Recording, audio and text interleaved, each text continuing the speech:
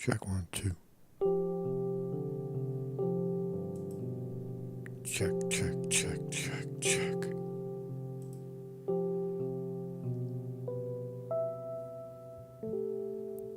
Hello. Ba-da-boom.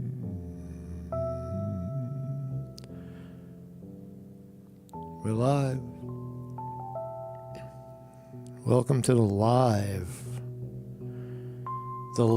here and now broadcast, coming to you live from the Americas, right here on YouTube. Today is April 6, 2023. Are we evolving or de-evolving? Is evolution even real? Did God place us here on earth as we are and as we've always been? Or are we changing?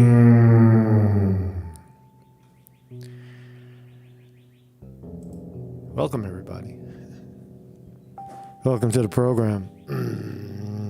Congratulations for being here. Tough subject today. We're going to give the overly overt politics a slight break today. Some politics. But mostly we're going to talk about, I don't know, I was watching these videos. You know, again, this show is not about any particular political opinion or anything like that. It's really just about one crazy reporter, me, I guess, who wakes up in the morning and is fascinated by the world he sees. And last night, actually, before I woke up, I was watching these videos, restored videos on YouTube from 50, 100 years ago, dating back. I saw a video all the way from 1890. And what is striking, I guess, for lack of a better term, about the video is that you get to see the behavior, the mindset of humans, even 100 years ago, how different they appear to be. They're shorter, they smile, they were dressed different, they walked different, they sounded different. We don't have much sound. I'll take that back. We don't have much sound evidence of that time. It's more film for some reason. They weren't concerned with sound, or they didn't know how to use it or whatever.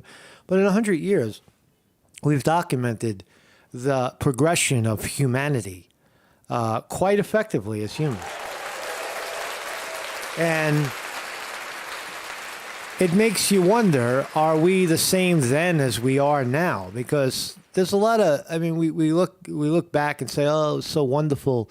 Let's make humanity great again and go back to a time of simplicity or where people smiled. And you look to the imagery and you say, oh, look, see how simple life was. They didn't have telephones. There was no traffic lights. There was just people intermingling like ants climbing over each other. And then, so I guess what I'm trying to say is there's a lot of crazy speech. One particular, I'll show you the evolution of thought. It's revealed in, what's his name? Ralph Nader. I saw I was watching a little clip on Democracy Now! And there was an interview with Ralph Nader. Now, if you remember Ralph Nader is about, 50 years in politics. He goes all the way back to the 70s. He was responsible for getting the seatbelt law in America passed to keep everybody safe in their cars. But he did a lot of other things, too. And he's always been a voice of, it seems like the emerging liberal, cutting edge. Ralph Nader had that. He had that texture and feel early in his career. But now, when he opens his mouth, you see how stuck the old man has become. He's stuck in the past. He's unable to evolve his own mind, attacking Trump, for example, without, I mean, it's okay to attack Trump, because Trump sets himself up for it, but you have to attack the full spectrum of politics. You can't attack dirty, cheating Donald Trump and not address dirty, cheating the rest of them, all of them. Hillary Clinton, Mitch McConnell, Adam Schiff, people like Nancy Pelosi. You have to look at all of them in the same, as if they're in the same, they're growing out of the same garden, because they are. They're all liars, cheaters, manipulators, climbers, people that try to climb the ladder to, and convince other people that they're right, and of course you're wrong. That's probably still going on. The other thing I wanted to mention is that I have a feeling that, today we think that everything we're saying and everything that's in our media and on TV will represent factual evidence of the things that we did now, right, for future generations. See, we have images, we have photos, and we have sound of how people were a long time ago, right? And even when all those, but does that actually work? Looking back, do you get a sense of where the people were back then? Or are they in the same place we are now? You follow what I'm saying? And also the imagery changes, right? It's not even solid. Like, for example, the imagery that I'm going to show you is from black and white still imagery, probably shot on something like a 1/4-inch machine that took 20 shots per second in a roll. A film machine, a film camera, right, took the shots. But humanity today is not satisfied with that, so they have to go and edit it and enhance it to make it the proper speed and the proper color. It's like, no. That's the evidence of what was happening then based on the equipment we have. Don't enhance the image, because now you're changing the image. So I think that's also a problem with technology, is that it's open to manipulation. As time goes on, we'll have for example, I don't know, a guy like me, 100,000 videos, 2,000, 5,000 videos. How will history remember this reporter? How will history remember someone like Donald Trump? How will history remember our times? Well, they could go back and look at the video and see what the humans were saying and what they looked like and what they were reflecting on. But that also, as you see, in a short period of time, you see how things are censored and things are changed and manipulated to support someone else's opinion of what's actually happening. So a real proper evolutionary documentation of the past by humans appears to be relatively impossible.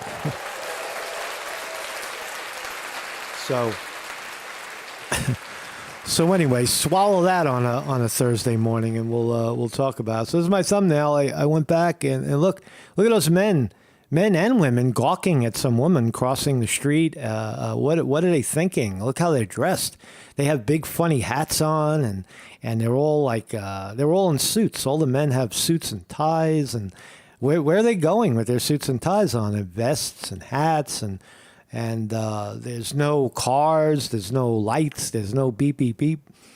So I think the evidence is that we are changing. Look at the image now. That's a shot from my camera, my modern day camera. That's then. This is now my modern day camera there in Chinatown that I took this picture, I don't know, 2 years ago.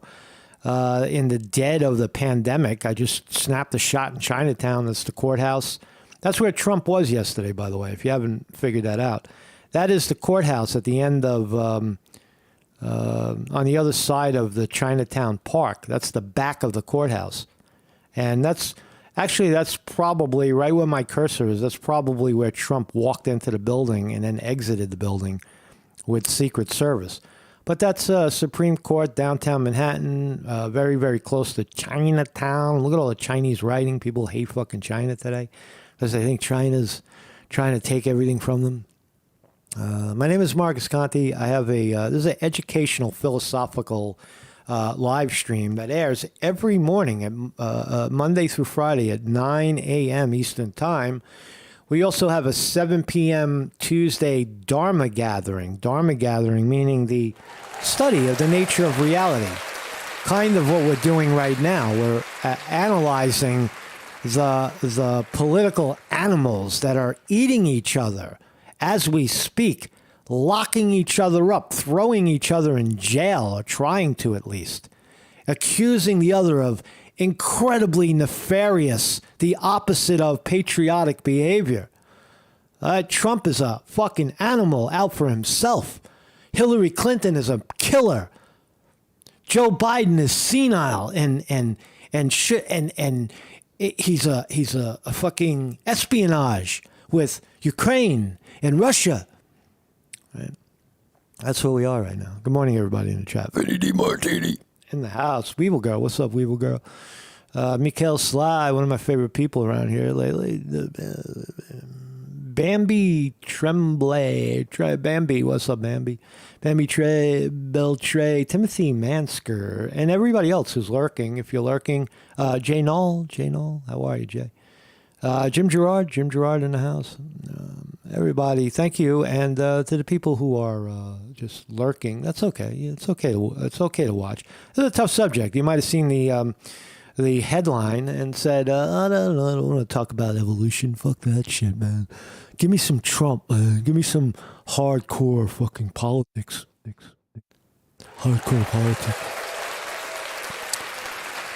I just hit the wrong button. I'll do that another time. I was going to do a little show and tell with my gadget. Now that I'm very comfortable with my gadgetry, I like this thing. I'll do it now.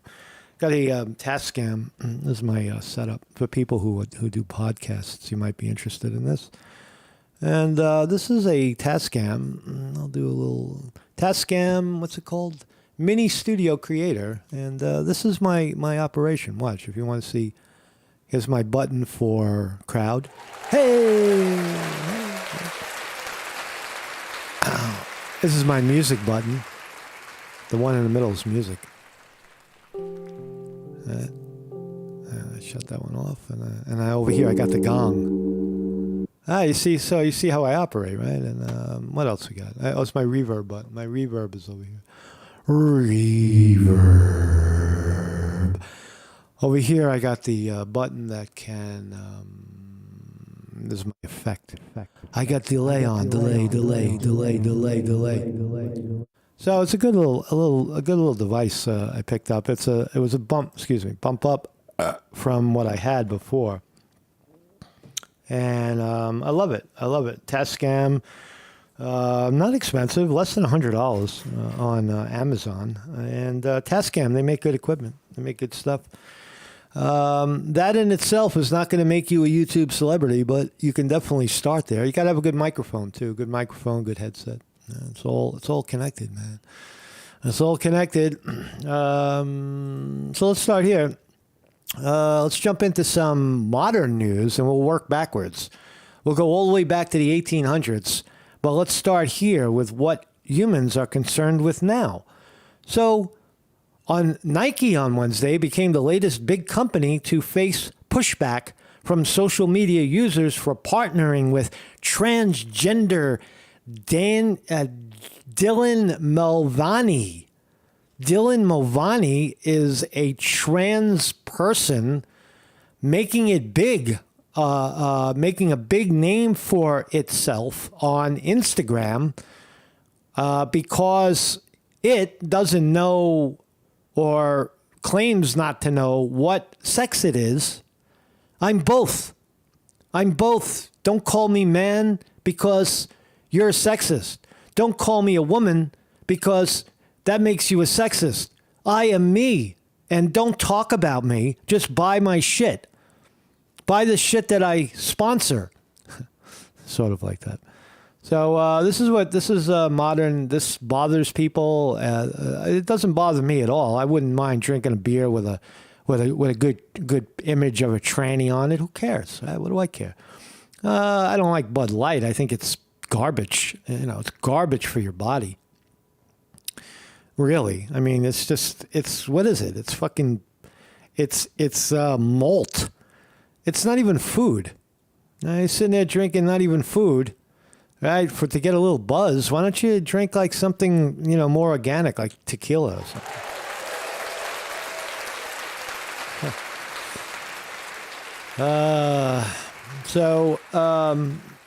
Born Annoying says, hey, Dylan, get your junk cut off. Is the junk cut off on this one? I don't know. Have they already spliced off the junk, or was the junk still intact? I don't know. But whatever, whatever kind of horrific mutilation the person wants to do to itself, I guess is, not only today acceptable, but celebrated. So I want to talk about this. That sight, that's what we have for sight today. What about sound? Listen to Ralph Nader.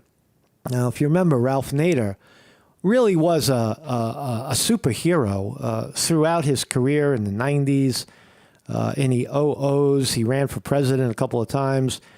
His message truly resonated with millions and millions of people about how humans overconsume, how everything is a fucking disaster, how the young people are the savior to the world, how the climate is exploding, how all politics are corrupt.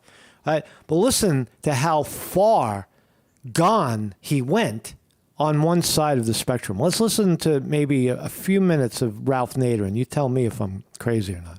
Your response to what took place yesterday, it was historic. First ever ex or sitting president charged, criminally charged. He's charged with 34 felonies. Yeah.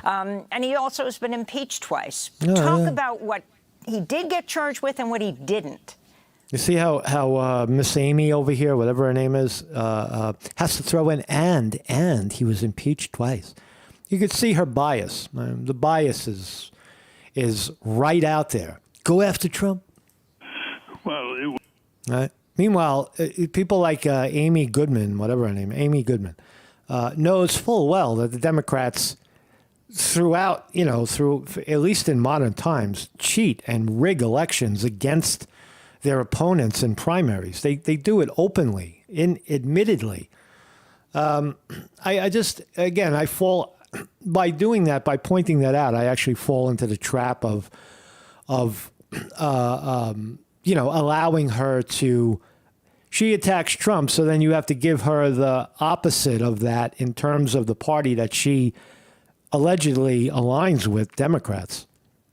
It's very tricky. It's a very tricky human glitch that we're in, right? But I think the key to neutrality is give both sides equal airtime. But she's not going to do that. Let's listen to Ralph Nader spin what he sees in the Trump debacle, the latest lock Trump up 34 indictments. Let's listen. it was historic in the sense it was massively overdue. Let's start with Donald Trump's notorious statement in 2019, which lays the basis for his lawlessness day after day as president. He said, quote, with Article 2, I can do whatever I want as president. And that's a figure of speech, Ralph. You know that. Trump did say that. Oh, yeah, Article 2, I can do whatever I want. Shut the fuck up. Let me govern. That is figure of speech. That is not a literal meaning that I can come over there and open your ass up and go up it. That's not what it means at all. It's not.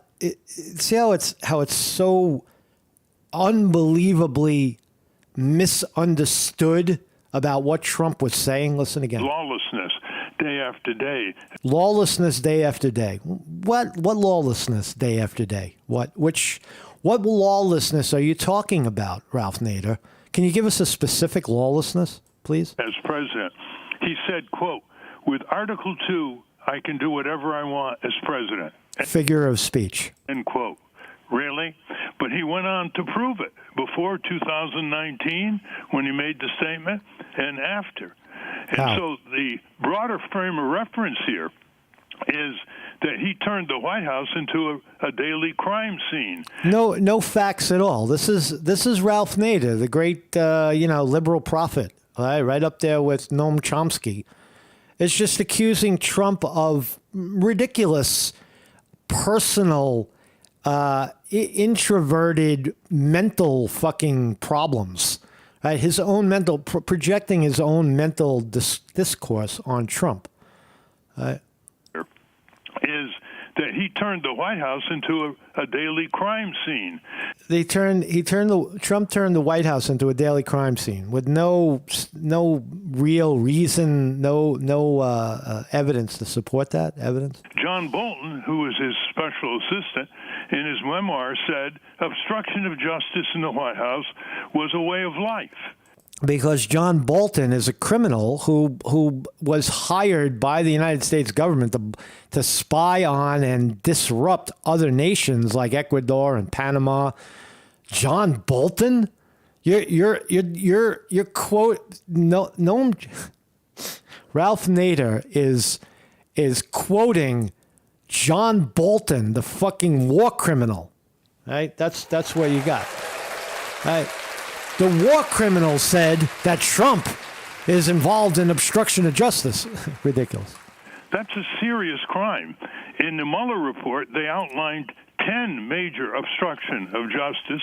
Right. And what happened with the Mueller report? Ralph Nader is still on the Mueller report. It proved to be garbage, that there was no Russian collusion or intervention by any of our American politics, other than the Democrats taking a lot of money from a lot of people abroad.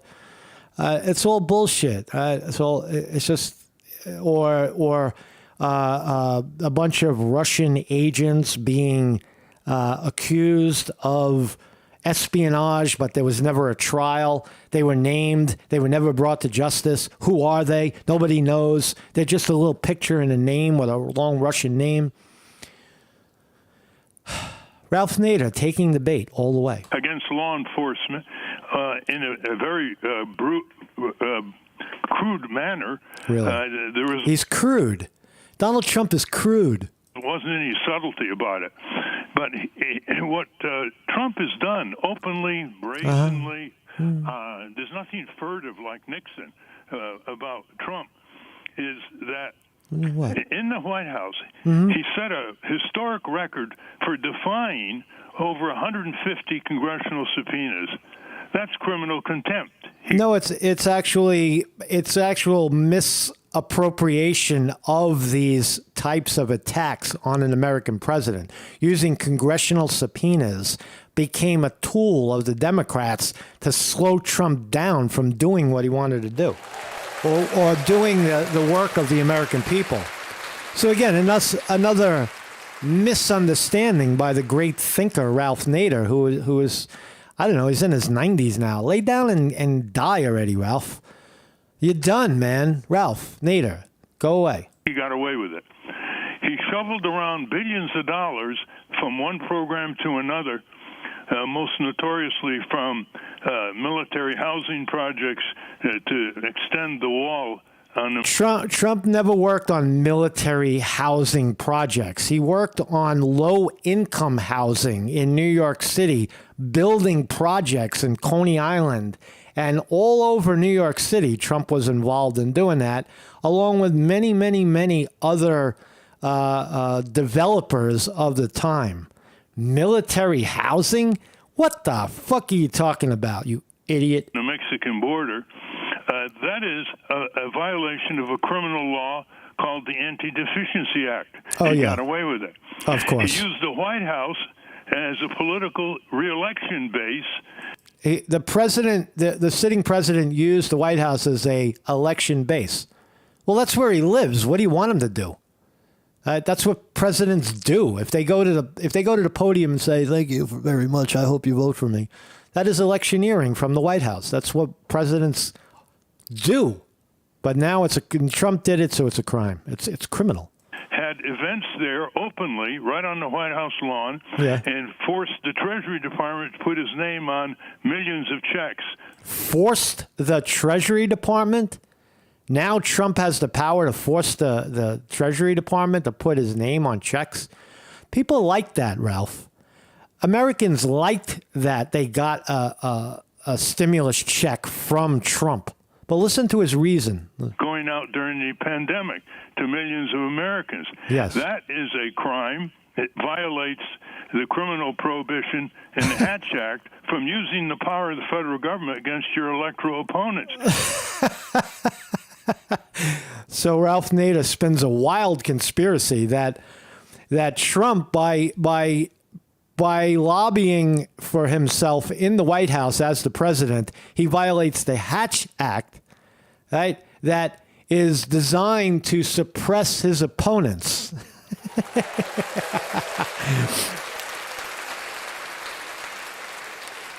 What a clown. What a clown Ralph Nader turned out to be. Total clown. He got away with it. It's important to say also that all presidents violate laws.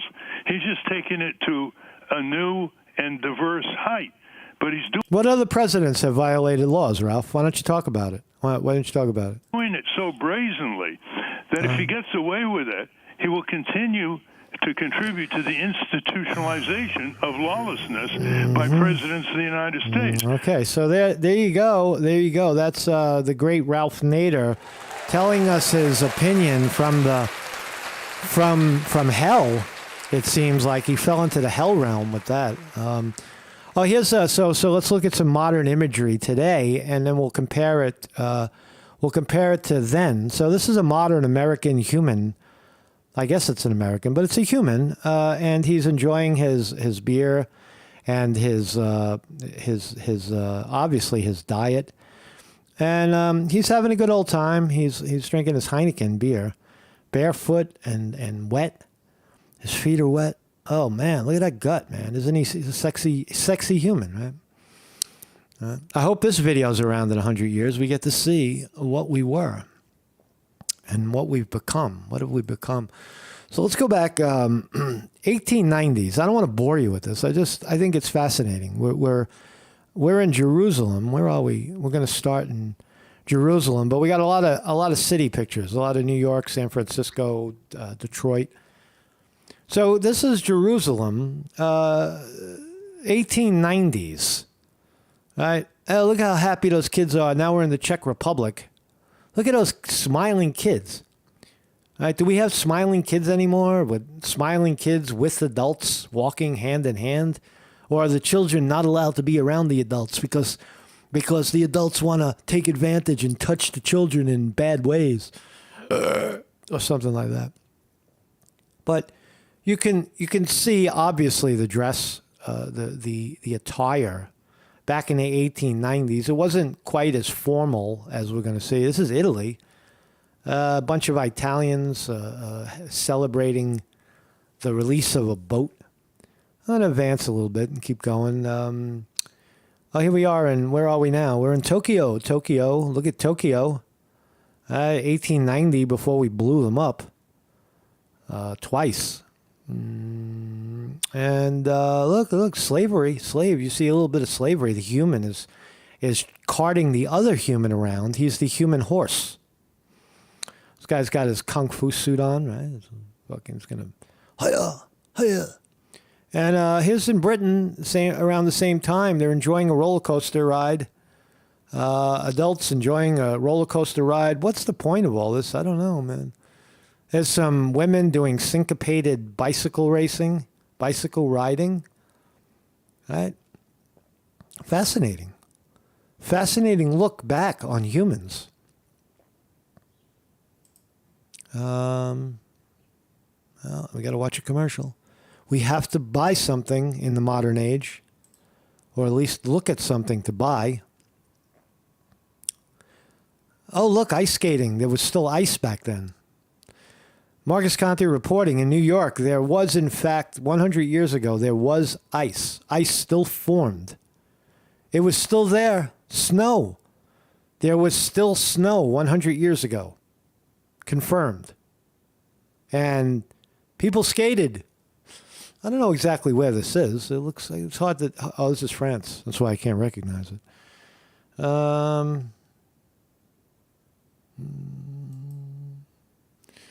And look at this, man. People piling into trains. What else we got? Oh, it's kind of boring. Kind of boring. So let's go flip 100. Let's flip 20 years ahead. I'll play the audio, but the audio is fake. The audio was added in later, right? Fucking crazy, right? The audio, we don't know what it really sounded like at that moment. We can't. It would be nice because then you could hear the accents of the people. You can hear how they spoke to one another, which we don't know. We don't really know. We don't have any, real evidence of what these people back in 1910, when I mean evidence, I mean in front of me, where I can watch it and make up my own mind. What we're watching is something that the audio, not even 100 years later, or a little over 100 years, has already been altered.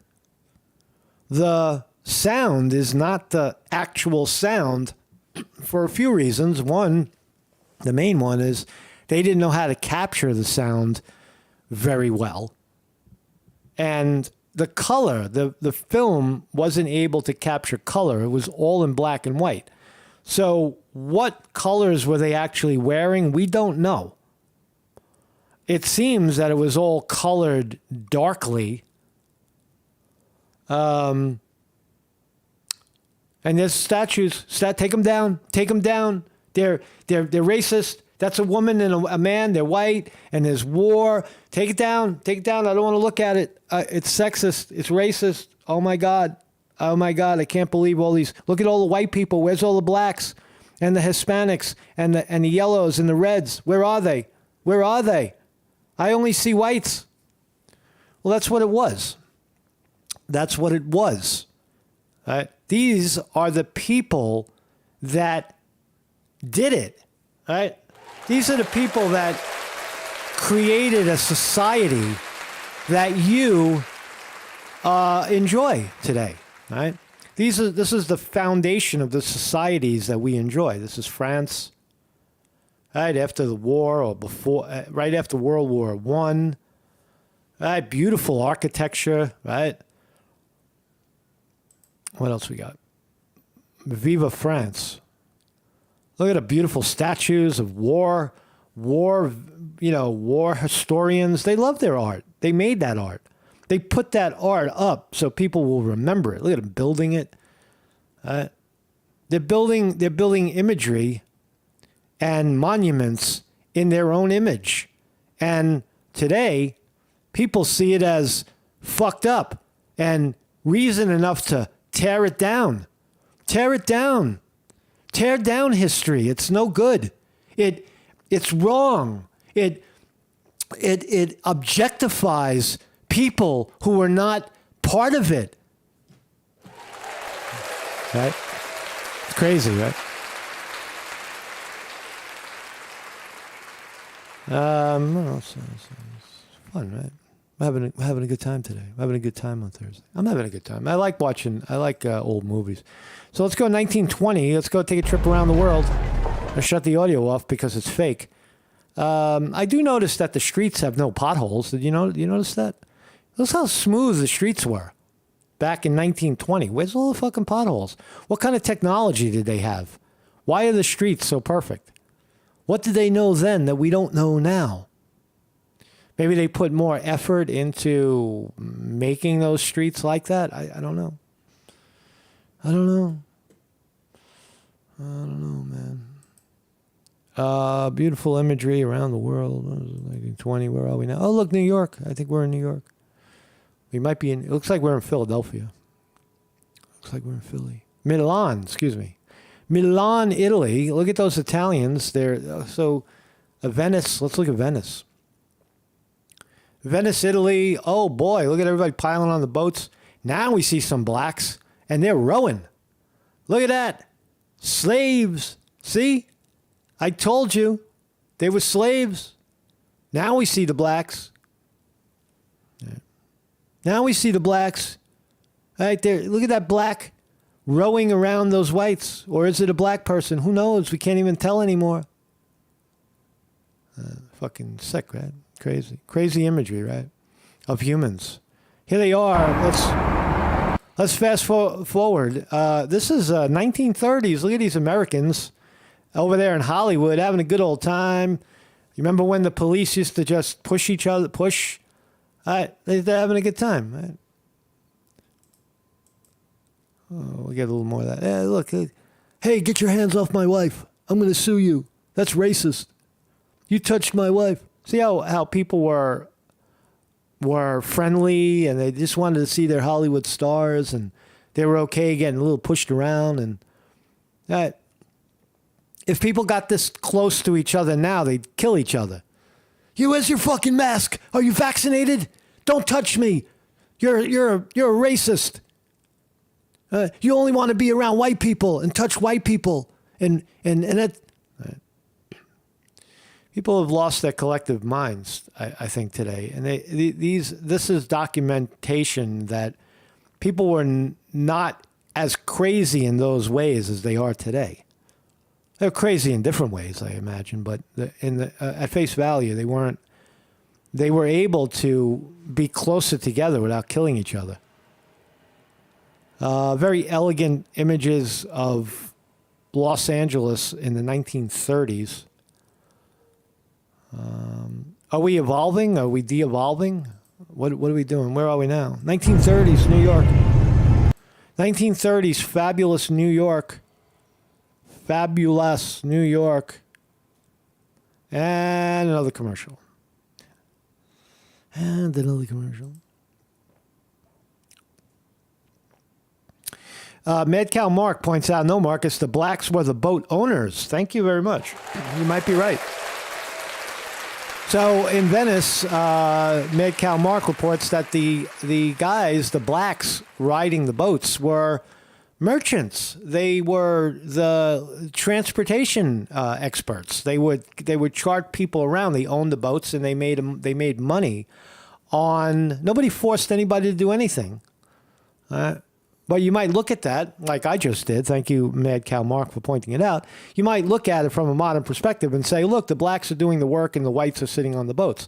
But the blacks were making money working on the boats to support themselves. Downtown New York, oh, there's a black. I saw, oh, the blacks, look, there's blacks. They're dancing. Oh, there we go. There we go. Oh, it's racist. It's racist. We're probably uptown right now somewhere. Firemen playing with their hose. It looks a little more like what we're used to seeing now. Humans are evolving. Some of these humans that could be in these images could still be alive 1930. They'd be 95 years old. Everybody else, you could safely say, is dead. Everybody in these images is dead. How does that make you feel? Right? That you too will be dead. That you're not forever. That time will go on and all of your stupidity and all of your accusations. Harlem, they're up in Harlem. Harlem Seafood. Harlem Seafood, those are black merchants selling their fish. And but it's racist. It's racist. I see race. See, they're separate. What else we got? Oh, there's a black merchant. And what is she selling? She's selling beverage on the corner. Selling her hookah pipe, it looks like. Oh, no, she sold something. That was a sale. That was a sale. Black making a sale. So anyway, Marcus Conte reporting. I think you get my point of what I'm trying to say there, is that in the imagery, times are changing. And what is the market doing? Is the market changing? Market is down. The market, Dow Jones Industrial Average is down 127, NASDAQ down 89, S&P 500 down 20. We have a red day here on Wall Street in the modern age. Apple down $1.50 to 162, still very good. Amazon 100, Google 105 up today. Metaverse, formerly Facebook, down 250. Microsoft down $1.31. Rivian down 15 cents. Tesla down $4.76. Bitcoin. We were talking about Bitcoin at 19,000. It's now 27,008, down 500 today. Nasdaq, Bitcoin share. Yeah, I think I had that one right, by the way. I had said, let me just leave the chart. I had said this. I say a lot of things, but I definitely had this one here. I was talking about it at 10. I said, oh, it's a steal. It's good at this level. It's only going to go up. This is the ETF that follows Bitcoin to the dollar. BITO. If Bitcoin goes up, you can get some good exposure here. It used to be $40 when Bitcoin was 60,000. This stock was $40. So at $10, it was a steal. At 16, it's still good, right? If it gets back up to 35, you'll have doubled, tripled, and quadrupled your money. If Bitcoin still keeps going in the way that it's going, and why should we think it's not? So anyway, red open, not mixed, red. Open, Dow Jones Industrial Average down, NASDAQ down as well. And with Thursday, tomorrow's Friday. Tomorrow is Friday. We'll see how it pans out. And so thank you all for joining me. It's fascinating. I'm going to keep watching the old videos. I love that stuff. I like when it's not edited and it's not sped up or slowed down. Just roll the fucking tape. I have video of my family from the 1960s, my grandmother who took these pictures. I have her 1/4-inch camera. See, I have, Marcus Conte, I have a long history of people carrying, family members who carried cameras around. My grandmother was a camera aficionado. She had a portable, handheld 1/4-inch video projector. No sound. And she made, I don't know, maybe I would say more than 10, less than 50 videos that were transferred over to VHS by somebody years later, my uncle. And I got those videos. I know what I looked like as a kid. I know what my family looked like when I was a kid. I know what they look like. That's important, right? I can remember, but I also have video documentation. Like that's what they looked like. There it is. Right? So anyway, it's celebrate your old photographs. Maybe that's the trick. Go back, open up your box of old photographs. This is my great-grandparent. And put that picture out in front where you could see it, where you remember it. Make a collage. Maybe that's what I'll turn my wall into a collage of old memories. So the psychiatrists and the Freudians who watch the video say, look, Conti, look at him. He's crazy. He's stuck in the past. He's mental. He thinks evolution is real. Or something like that. But thank you all for joining me. That's all I got today. I'll see you guys tomorrow. Tomorrow it's Friday. Have a great day, everybody. And peace, man. Mikkel Sly says, I will never die because of my children and their children and their children and so on. And because of the Almighty. Yeah, it's true. We never die. When you think of your parent or a dead person, like my grandmother, when I think of my grandmother or lately when I think of Batman, they come to life inside of you. That's where they live. They live through us vicariously. They're still alive. It's when you forget about them, that's when they die. Right? Physically, yeah, physicality, they've already moved on. The elements are somewhere else.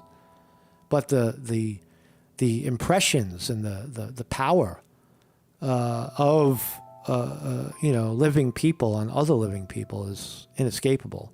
And they come to us in memory, they come to us in emotion, flash emotion. And you embrace that. Oh, Batman. I love you, Batman. And you sit with Batman for a while, even though, and there's sadness to that. Oh, I wish I could hug Batman again. I wish I could hug Grandma again. But they live on, We never die. We never die in that respect. We die when people forget about us. But even then, we still have influenced humanity forever, really. We influence humanity. Right? Everything we do, everything we say, every breath, we have an influence. And I think the idea is to make it a positive influence, to make it positive for yourself first, happy, joyous. And then that's contagious. It spreads to others. So, thank you all for joining me. Marcus Conte, reporting.